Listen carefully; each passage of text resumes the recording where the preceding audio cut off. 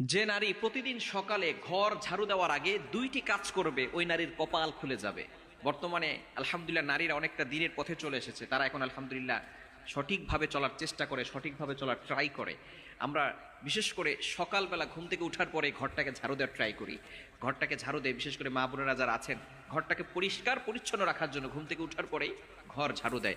এই ঘর ঝাড়ু দেওয়ার আগে কিছু কাজ করতে হবে, দুইটি কাজ যদি নারীরা করতে পারে ওই নারীর কপাল খুলে যাবে।